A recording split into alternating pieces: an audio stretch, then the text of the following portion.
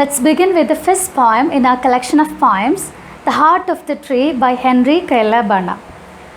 So let's be familiar with the poet first. Henry Kailabana is an American novelist, journalist and poet. Henry Kailabana ആണ് The Heart of the Tree എന്ന poem എഴുതിയിരിക്കുന്നത്.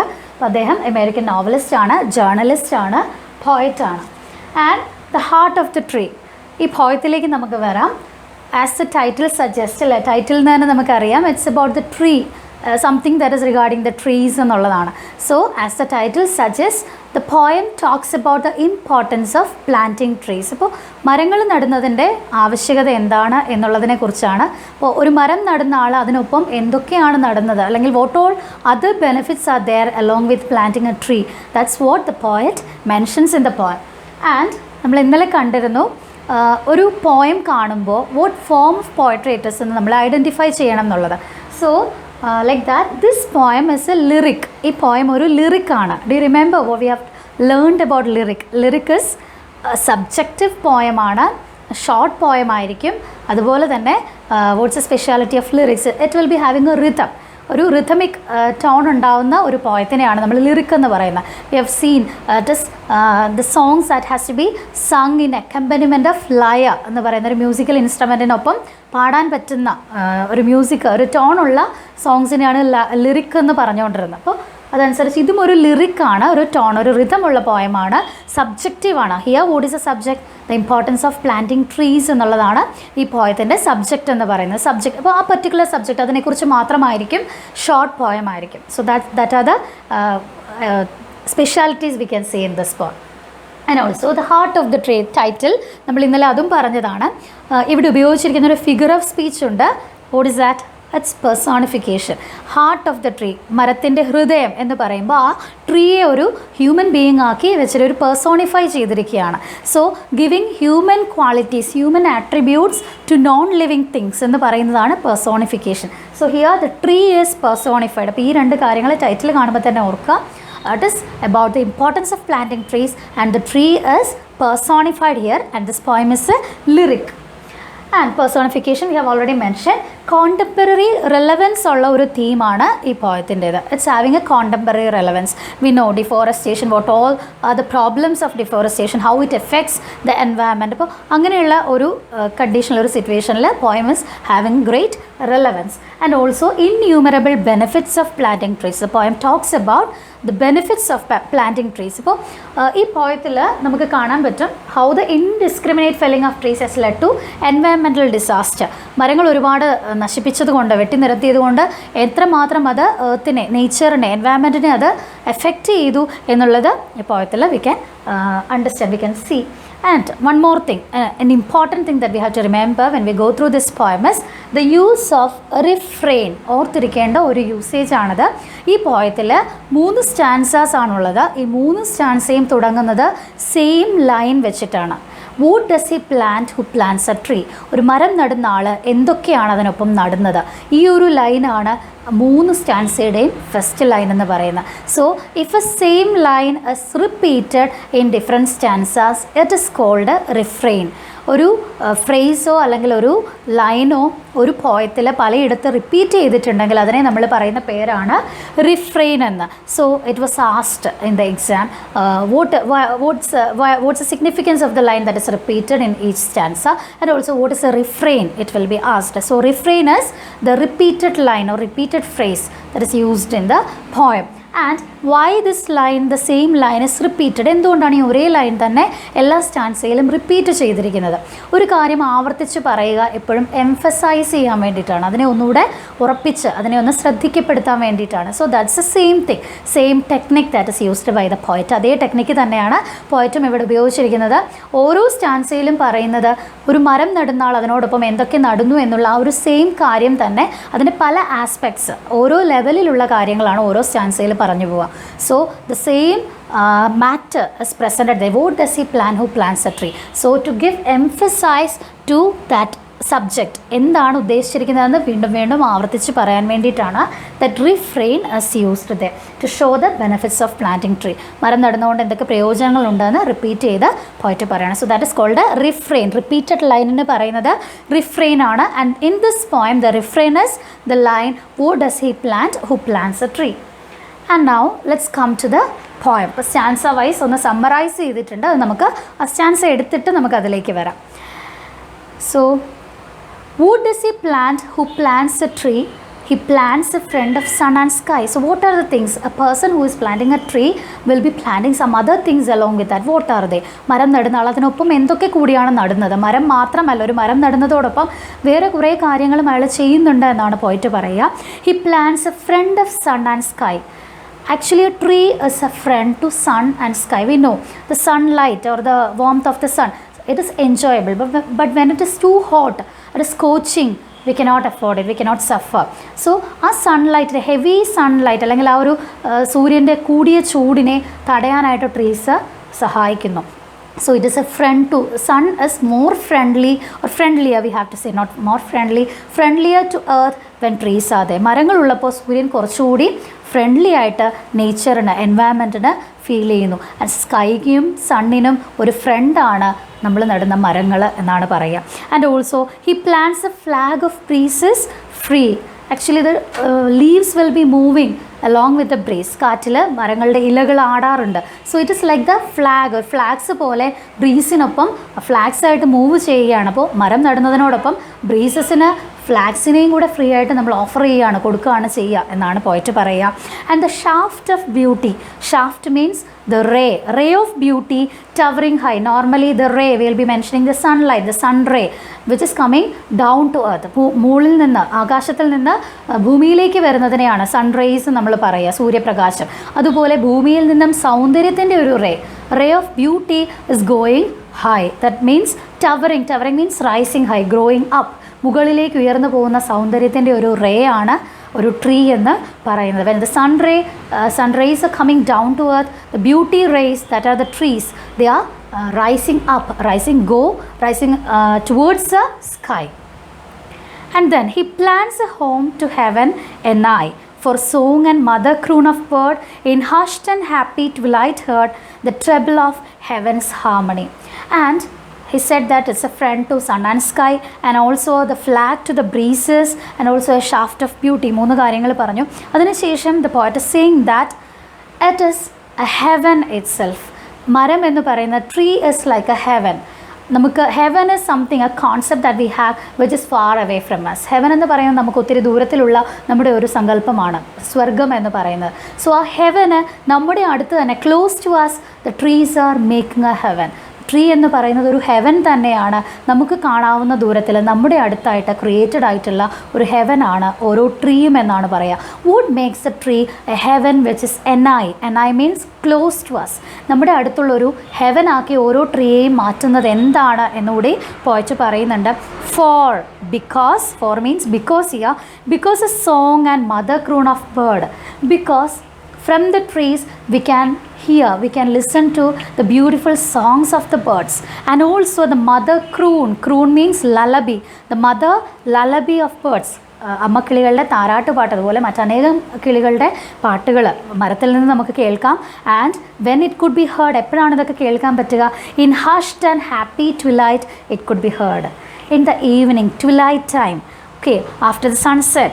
So by the twilight time, in the silent and happy twilight time, silent, hushed means silent time, the twilight time we could hear the mother croon of birds and also the beautiful music sounds of the birds. അപ്പോൾ ഇതെല്ലാം കൂടി ചേർന്നിട്ട് what we feel, എന്താണ് നമുക്ക് feel ചെയ്യുക? It's like the treble of heavens harmony.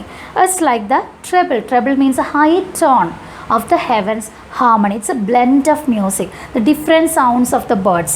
Just like a blend of music which is a harmony of the heaven itself. സ്വർഗീയമായൊരു music പോലെയാണ് ഈ ബേർഡ്സിൻ്റെ എല്ലാം കൂടെ സൗണ്ട് ചേർന്നിട്ട് നമുക്ക് ഫീൽ ചെയ്യുക എന്നാണ് പറയുക. These things he plants who plants a tree. So one who plants a tree is not just planting a tree, is planting all these things together. മരം നടുന്ന ആൾ അതിനൊപ്പം ഇതെല്ലാം കൂടെയാണ് നട്ടുപോവുക എന്നാണ് പറയുക. So how we could remember this stanza? ഈ സ്റ്റാൻസ എങ്ങനെ നമുക്കൊന്ന് പോയിന്റ് വൈസ് ഓർത്ത് വയ്ക്കാം? Front, flag, ray, home. Remember these 4 words. ഈ 4 വാക്കുകളൊന്ന് ഓർത്ത് വെച്ചാൽ we could summarize the entire stanza. It was asked, ഈ സ്റ്റാൻസയിൽ എന്താണ് പോയറ്റ് പറയുന്നത്? ഫസ്റ്റ് സ്റ്റാൻസ ഫ്യൂ ലൈൻസ് തന്നിട്ട് ഇതിൽ എന്താണ് പറയുന്നതെന്ന് ചോദിച്ചാൽ ഈ 4 words you have to remember. Friend of what? To sun and sky. Flag to whom? Flag to the breezes. And ray of what? Ray of beauty that is rising up to the sky, rising towards the sky. And also a home to the heaven that is close to us. And why? Because of the sounds of the birds that could be heard at the twilight time. 4 words ഓർക്കുക. First stanza will be clear. The second stanza begins with a refrain. What does he plan who plants a tree? മരം നടുന്ന ആൾ എന്താണ് നടുന്നതെന്ന് വേറൊരു level, വേറൊരു തലത്തിലേക്ക് പോയിട്ട് പറയുകയാണ്. Here the poet mentions the selfless act of the person who plants a tree. മരം നടുന്ന ആളുടെ നിസ്വാർത്ഥമായ പ്രവൃത്തിയെ പറ്റിയാണ് poet saying. He is not doing it for him or for the people of his time. He is doing it for the next generations. വരും തലമുറയ്ക്ക് വേണ്ടിയാണ്, അയാൾക്കോ അയാളുടെ കാലത്ത് ജീവിക്കുന്നവർക്കോ വേണ്ടി ആവണം എന്നില്ല, വരും തലമുറയ്ക്ക് വേണ്ടിയാണ് he is planting the tree എന്നുള്ള ഒരു സെൽഫ്ലെസ് ആക്ടിനെ കുറിച്ചാണ് പോയിട്ട് പറയുക. What does he plan who plants a tree? He plants cool shade and tender rain and seed and bud of days to be. So what all things he is planting along with planting a tree? It is actually the cool shade and the rain. We know how the trees are associated with rain, how it makes rain. So the shade, the rain and the seeds and buds, these are not for him or for the people of his time, but he is planting it for the days to be. Days to be here means for the coming generations. He is planting it for the coming generations to enjoy. The shade, the rain, the seeds, buds, everything is for the coming generations. And years that fade and flush again, not for the coming generation, for the coming generations, not for the days to be, but for the years to come. That's what the next generations is planning. We know how much a tree will be, how many years it will be existing for. So it will be having a long life. So it's not meant for the next generation, for the generations to come. The future generations is planting the trees. And that fade and flush again, that will be vanishing, that will be going, and that will be coming again, brightening. What is flesh means brighten, the years to brighten again. So for all the future generations has planting the trees. He plants the glory of the plain, he plants the forest, heritage and the harvest of a coming age. So what all things he is planting along with planting a tree? It's the glory of the plain. Actually we know what's the beauty of the land. A plain means land. So the beauty of the land is the trees. ഒരു നാടിൻ്റെ ഭംഗി എന്ന് പറയുന്നത് മരങ്ങൾ തന്നെയാണ്. So by planting trees, actually the man who plants the trees will be planting the glory of the place, glory of the land. He is glorifying his own land, his own plain. And also the forest heritage. The trees are the heritage of the forest. കാടിൻ്റെ പാരമ്പര്യം നിലനിർത്തുന്നത് മരങ്ങളാണ്. So he is planting the heritage of the forest and also the harvest of a coming age. There also he mentions മരം നടുന്ന ആൾ അയാൾക്ക് വേണ്ടിയോ അയാളുടെ ജനറേഷന് വേണ്ടിയോ അല്ല. It is a harvest. The harvest will be taken by the coming age. അതിൻ്റെ reward എന്ന് പറയുന്നത്, അതിൻ്റെ ഫലം അനുഭവിക്കുന്നത് എപ്പോഴും വരുന്ന തലമുറകളാണ്. So it is a harvest, the reward for a coming age, of a coming age for the coming generation. And also the person who plants a tree is planting the joy that unborn eyes shall see. ഇനിയും ജനിക്കാനിരിക്കുന്ന കുഞ്ഞുങ്ങളുടെ കണ്ണിലെ സന്തോഷവും കൂടിയാണ് ഈ മരം നടുന്ന ആൾ അതിനൊപ്പം നടുന്നത്. So trees A beautiful site.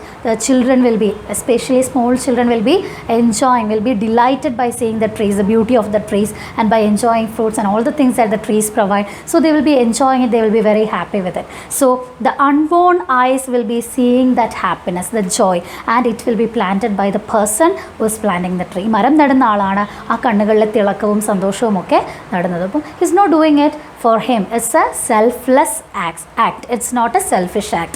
That's what he says. And these things he plants who plants a tree. മരം നടുന്ന ആൾ ഇതൊക്കെയാണ് നടുക. So in this stanza we can see what all things, the point wise, stanza wise ഓർത്തിരിക്കാനാണ്. Cool shade, tender rain, seed and bud. മരം നടുന്ന ആൾ അതിനൊപ്പം എന്തൊക്കെയാണ് നടുന്നത്? Is doing all these things for the future generations. Cool shade, tender rain, seed and bud, glory of the plain, forest heritage, harvest and joy. ഈ key words ഒന്ന് ഓർത്തിരിക്കുക. ഇത്രയും കാര്യങ്ങൾ അതിന് സ്റ്റാൻസ പോയം വായിച്ച് പഠിക്കുമ്പോൾ നമുക്ക് മനസ്സിലാവും അതിൻ്റെ എങ്ങനെ നമുക്കതിനെ എക്സ്പ്ലെയിൻ ചെയ്ത് എഴുതാമെന്നുള്ളത്. സോ ഈ വേർഡ്സ് ഒന്ന് അറ്റ്ലീസ്റ്റ് ഒന്ന് മനസ്സിലാക്കി വെക്കുക, ഒന്ന് ഓർത്ത് വെക്കുക. And now let's move on to the third stanza of the poem, the third and the last stanza. What does he plan who plants a tree? The refrain is repeated. Refrain ആണ് again ആ line തന്നെയാണ് repeat ചെയ്തിരിക്കുന്നത്. He plants in sap and leaf and wood. ഒരു tree കാണുമ്പോൾ the external appearance അല്ലെ, മരത്തിൻ്റെ പുറമേയുള്ള കാഴ്ച, അല്ലെങ്കിൽ വാട്ട് ഇസ് ഇറ്റ് ഫിസിക്കലി ആ മരം എന്ന് പറയുന്നത് എന്താണ് എന്നുള്ളത്. സാപ്പ്, ലീഫ്, വുഡ് ഇതെല്ലാം കൂടെ ചേർന്നതാണ് മരം. Sap is the liquid in the tree, no? So the blood of the tree. So the sap, in the form of the sap, in form of the leaves and form of food, ആ മരത്തിൻ്റെ തടിയുടെയും ഇലയുടെയും അതിൻ്റെ സാപ്പിൻ്റെയും ഒക്കെ രൂപത്തിൽ എന്താണ് അയാൾ അവിടെ നട്ട് വെച്ചിരിക്കുന്നത്? What is it? In love of home and loyalty. Actually the person who is planning the tree is doing this act because he loves his home, he loves his society. ഇത് ചെയ്യുന്ന ആൾ അയാളുടെ വീടിനെയും അയാളുടെ നാടിനെയും സ്നേഹിക്കുന്നു, അതിനോട് അയാൾ വിശ്വസ്തനാണ്, ലോയലാണ്. That's why he is doing this. He is loving his home, his society, and he is loyal to his home and society.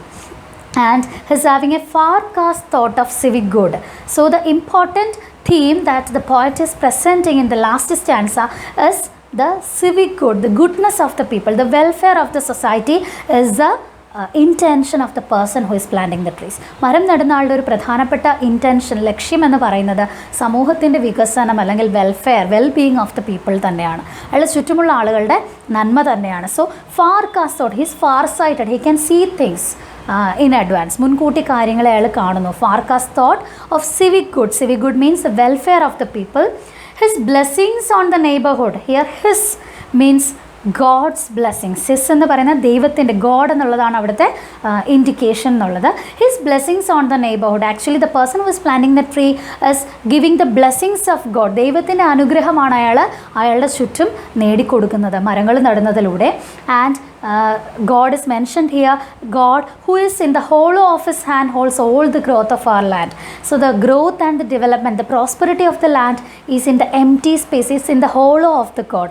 ദൈവത്തിൻ്റെ കൈകൾക്കുള്ളിലാണ് നാടിൻ്റെ പുരോഗതിയും അഭിവൃദ്ധിയും ഒക്കെ ഇരിക്കുക. സോ ആ എംറ്റി സ്പേസ്, ആ ഹോളോ, ദൈവത്തിൻ്റെ ഹോളോ ഹാൻഡിൽ നിന്നും ബ്ലെസ്സിങ്സ് വാങ്ങിത്തരുന്നത് എപ്പോഴും ഈ മരം നടുന്ന ആളാണ്. God will be pleased. When one is planting trees, God will be pleased and the entire land will be blessed by him. That's what the poet says here. And a nation's growth from sea to sea stills in his heart who plants a tree. So the person, for the person who is planting a tree, what he has in his mind, actually what is stirring in his mind, what is rising in his mind, അയാളുടെ ഉള്ളിൽ ഉയർന്നു വരുന്ന ചിന്ത എന്താണ്? The growth of the nation from sea to sea.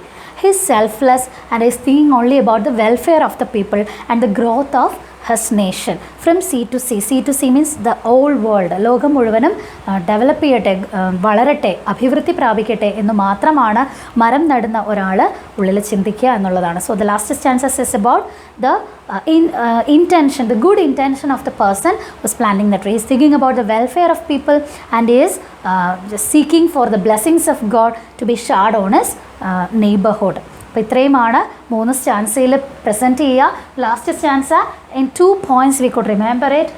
First one, the blessings of God in neighbourhood. ദൈവത്തിൻ്റെ അനുഗ്രഹം അയാളുടെ നെയ്ബർഹുഡിൽ അയാൾ വാങ്ങിച്ചു കൊടുക്കുന്നു. Second one, the growth of nation from sea to sea. നാടിൻ്റെ വളർച്ച ലോകം മുഴുവനും, from sea to sea means all around the world, ലോകം മുഴുവനും അഭിവൃദ്ധി പ്രാപിക്കട്ടെ എന്ന് അയാൾ ആഗ്രഹിക്കുന്നു. And the blessings of God on നെയ്ബർഹുഡിൽ വി ഹാവ് ടു റിമെമ്പർ, പോയത്തിൽ പറയുന്ന ലൈൻസ് എന്തൊക്കെയാണ്, പോയിൻറ്റ്സ് എന്തൊക്കെയാണെന്നുള്ളത്, in form of sap, leaf and wood, in love of home and loyalty, and he is having a foresight, മുൻകൂട്ടി കാണുന്നു, farcast thought of the welfare of the people, civic good. ഇത്രയും കാര്യങ്ങളാണ് last സ്റ്റാൻസയിൽ പോയിട്ട് mention ചെയ്യുന്നത്. And the growth of nation from sea to sea. Hope you understood the poem. Kindly go through the poem once again, and if you have any doubt, just ask me. Thank you.